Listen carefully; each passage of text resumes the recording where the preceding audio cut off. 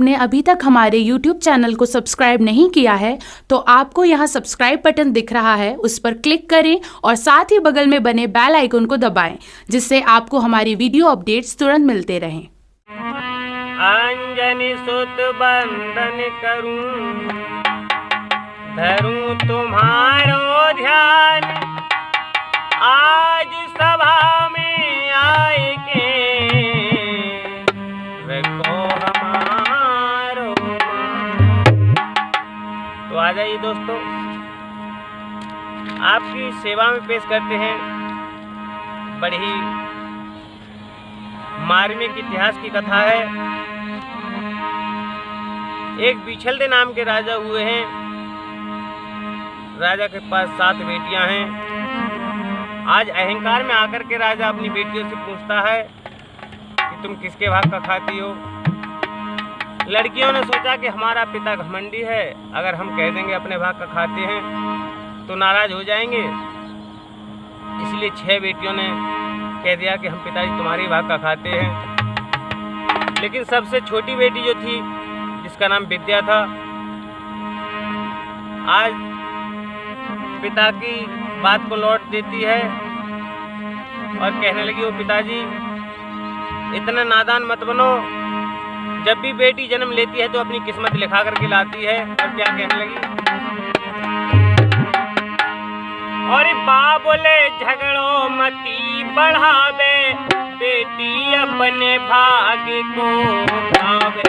बाबुले काहे कुरार बढ़ावे, बेटी अपने भाग्य को खावे।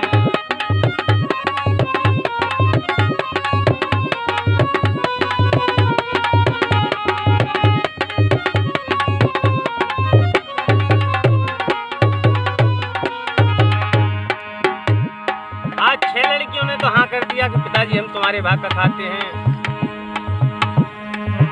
अरे 6 कर गई हाँ पिछल देते, 7वीं विद्या बारी है। बाई ने बात पिता की काटी, झगड़ो बढ़ गयो भारी है।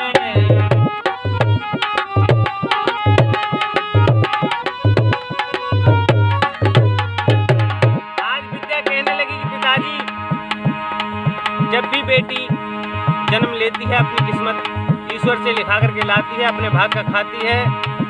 बिछलदे कहने लगा, अच्छा तू अपने भाग का खाती है। बिछलदे ने क्या काम किया, दरबारियों को ऑर्डर दे दिया कि जाओ सुबह फाटक पर जो भी नजर आए उसी को ले आना, उसी के साथ में इसकी शादी करूंगा। क्या करता है, अरे 6 बेटी दई राज घरन में, जाई को तो खिड़ो भारी है। रात है मोर मिलो एक लंगड़ो, पाई संग भामारी डारी है।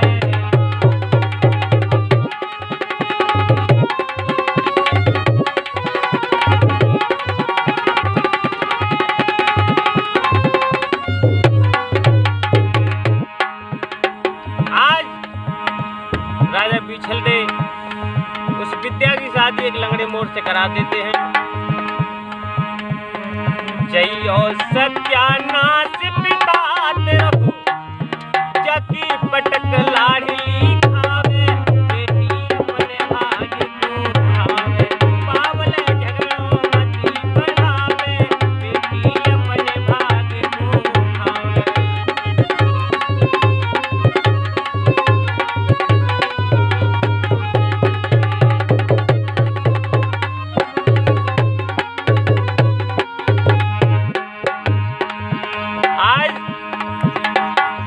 लड़की की शादी लंगड़े मोर के साथ करा दी। विद्या कहने लगी, पिताजी अगर मेरी किस्मत ही आपको देखनी थी तो किसी इंसान के साथ में मेरी शादी कराते।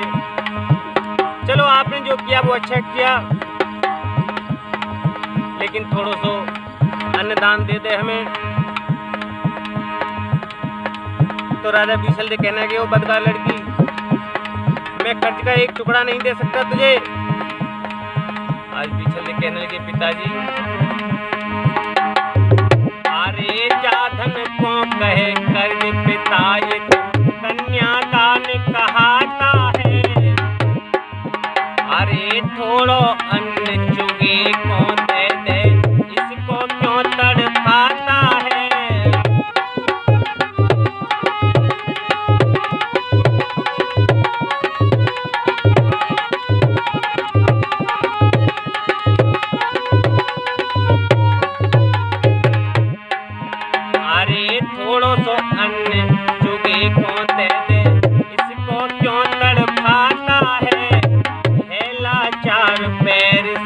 हाथ मेरा और इस पे चला न जाता है।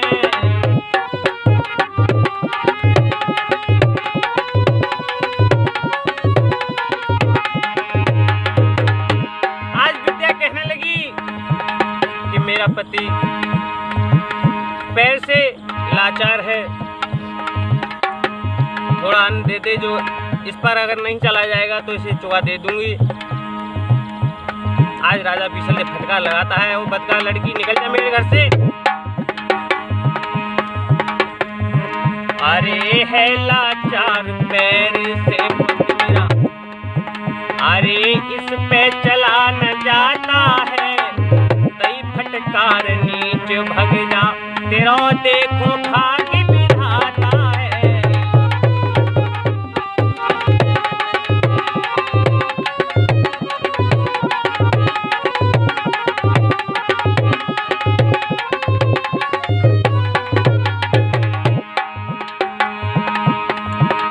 इधर दोस्तों फटकार करके निकाल देता है। सांझ का टाइम था। सभी लोग जानते हैं कि शाम के समय सभी पक्षी उड़ान भर करके जंगल में किसी पेड़ पर रात बिताते हैं।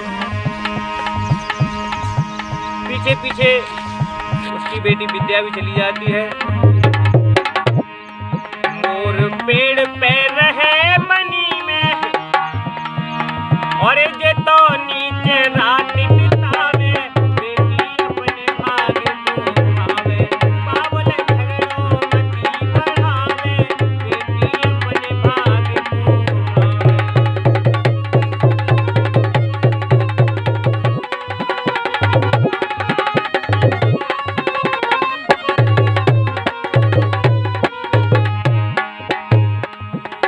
देखिए दोस्तों, मोर पेड़ पर बैठा है, लड़की नीचे बैठी है, विचार कर रही है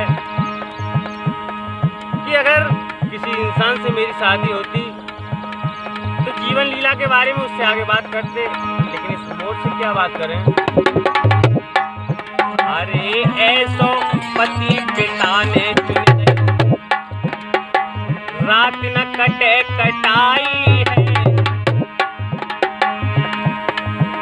अरे ऐसो पति पिता ने चुन दयो, रात न कटे कटाई है।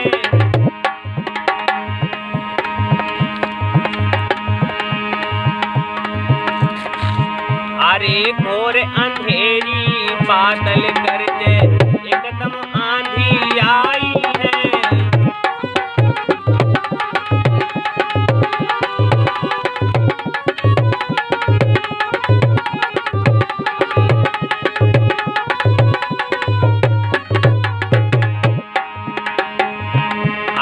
घोर अंधेरी बादल गरजे, एकदम आंधी आई है। वो पेड़ अचानक टूट गयो, जगी मौत पति की आई है।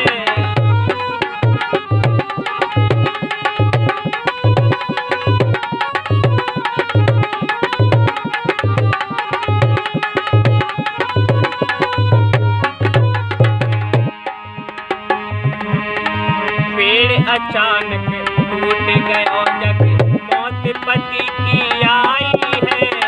और करूं तो धर्म घटे, अब बड़ी समस्या आई है।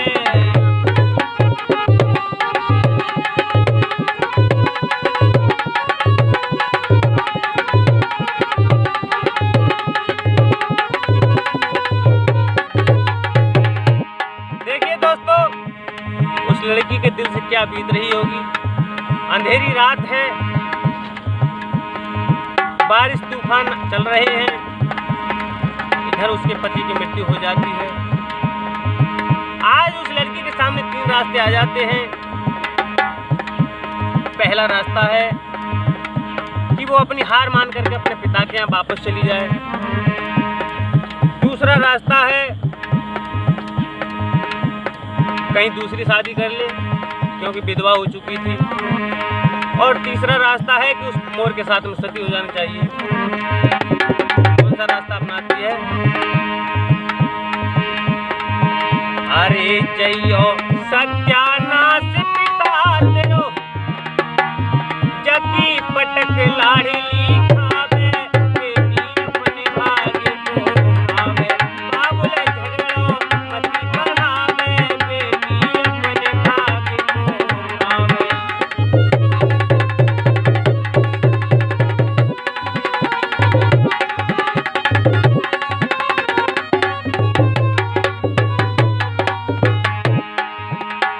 देखिए लड़की कौन सा रास्ता अपनाती है। अरे मार मार के सिर पत्थर दे, भारी लहू बहायो है। संग सती होएगी शिवते, गौरा ने वचन सुनायो है।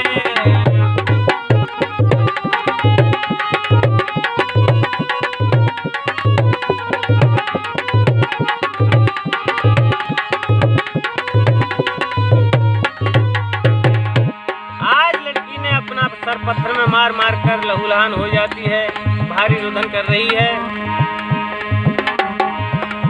इधर जब उस लड़की की आवाज कैलाश पर पहुंचती है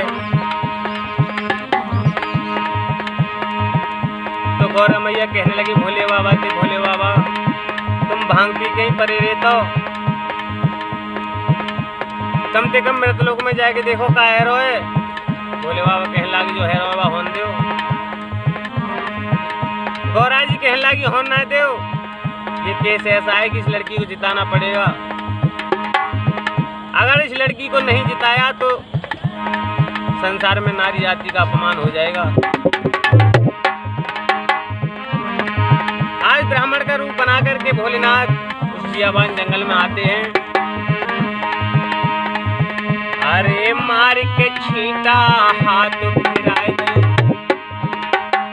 मार के छींटा हाथ फिराए दो, मोर से मर्द बनायो है। आज भोलेनाथ ने अपने कमंडल से जल लिया, छींटा लगाए, इंसान बना दिया। लेकिन गौरा जी फिर भी उदास हैं।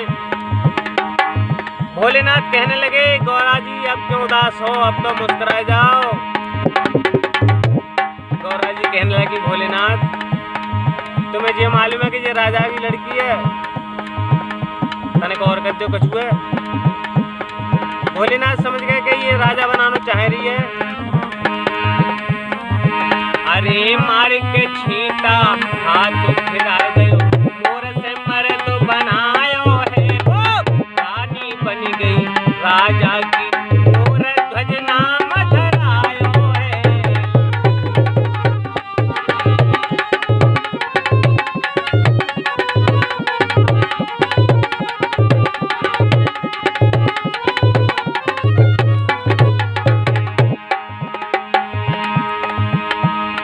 इधर उस मोर को तो भोलेनाथ ने मोर ध्वज बना दिया राजा। जब से विद्या की शादी की तो राजा पीछल देके ठाट बिगड़ने लगे, अत्यंत गरीबी आने लगी। ठाट बिगड़ गए पीछल देके, ये तो सूप में चिबे आवे, बेटी अपने भाग्य को खावे। बाबुल झगड़ो मती बढ़ावे, बेटी अपने भाग्य को खावे।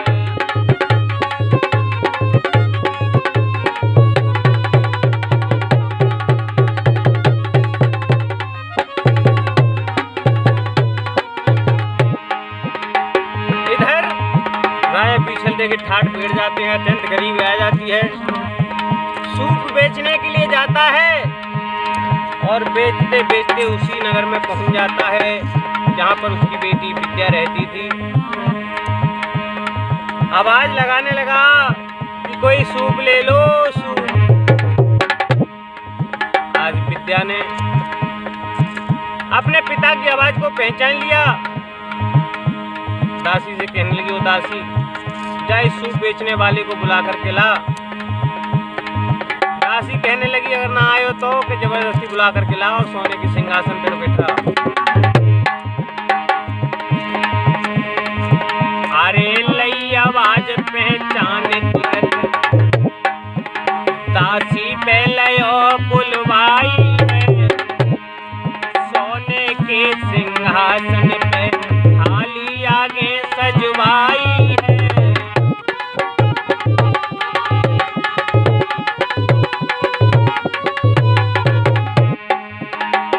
आज जब बांधी वो सूप बेचने वाले को बुलाने जाती है, उसने सोचा कोई राजा होगा, दान करता होगा, भिखारियों को खाना खिलाता होगा।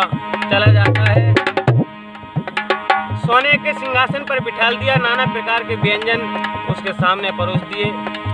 लेकिन राजा पिछले कई रोज का भूखा था, इतनी गरीबी आ गई थी कि कई दिनों से खाना भी उसके नसीब नहीं हुआ था। आज अरे भूखो भूप ग्रास लयो, भूखो भूप ग्रास लयो, मुख को पकड़ी तुरंत कलाई है।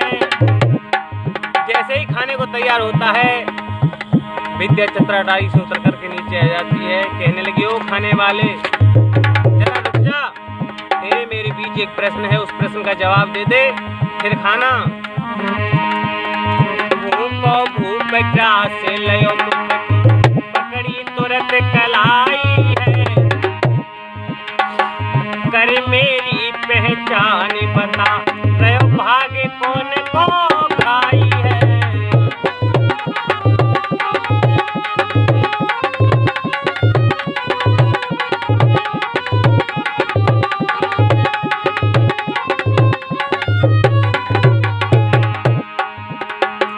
और यह प्रोग्राम आप कुशवाहा कैसेट के माध्यम से देख पा रहे हैं। ढोलक पर जो संगत कर रहे हैं हमारे प्रिय शिष्य सीताराम यादव जी, निवासी गोठना। रिकॉर्डिंग कर रहे हैं भैया मनीष यादव जी, निवासी गोठना। और हमें तो आप जानते ही हैं, यशपाल सिंह कुशवाहा, निवासी गोठना।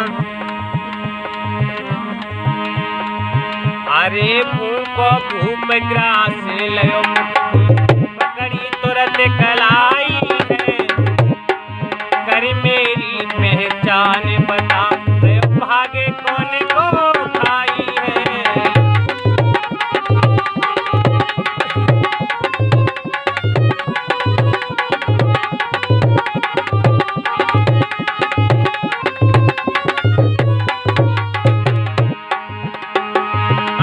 कहने लगी अरे पिताजी, ये तो बताओ किसके भाग का खा रहे हो? तुमने मेरी क्या परीक्षा ली है? एक दिन वो होगा कि भगवान भी अगर मेरी परीक्षा लेने के लिए आएंगे तो वो भी यहाँ से फेल होकर के जाएंगे। कहे यशपाल